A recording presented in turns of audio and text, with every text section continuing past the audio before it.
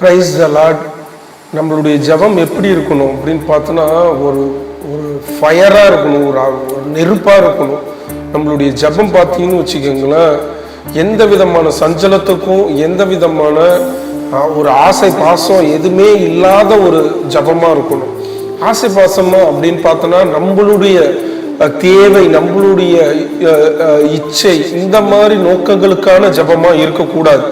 அப்போ என்னதான் பண்றது?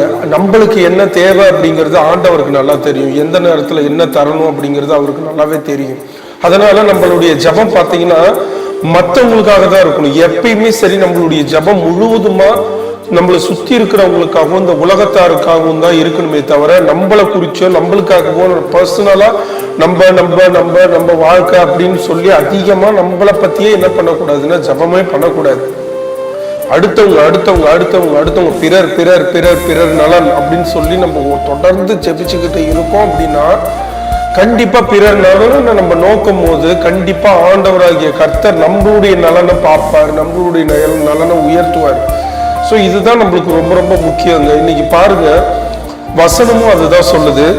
தானியேல் புத்தகத்துல 6வது அதிகாரத்துல 20வது வசனம், ராஜா கெபின் கிட்ட வந்த போது துயர சத்தமாய் தானியேலை கூப்பிட்டு, தானியேலே, ஜீவனுள்ள தேவனுடைய தாசனே, நீ இடைவிடாமல் ஆராதிக்கிற உன் தேவன் உன்னை சிங்கங்களுக்கு தப்புவிக்க வல்லவராய் இருந்தாரா என்று தானியேலை கேட்டான்.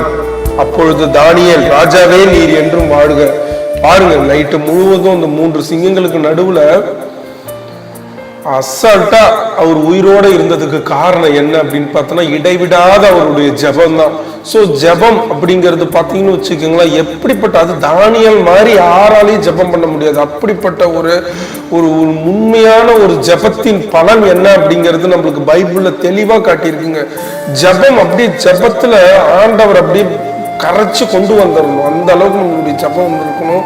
அது ஜெபத்தின் மூலியமாக நம்மளுக்காக வேண்டதை விட அடுத்தவங்களுக்காக வேண்டும் பொழுதுதான் நம்மளுக்கான பலன் என்ன அப்படிங்கறத ஆண்டவர் தருவார். ஸோ இதுல இருந்து நம்ம தெரிஞ்சுக்கிறது, ஜெபம் பண்றது ரொம்ப ரொம்ப முக்கியம். அது கிறிஸ்தவ பிள்ளைகள் தொடர்ந்து ஜெபம் பண்ணிக்கிட்டு இருக்கணும் அப்படிங்கிறது தான் என்னுடைய வேண்டுகோள். ஆமென்.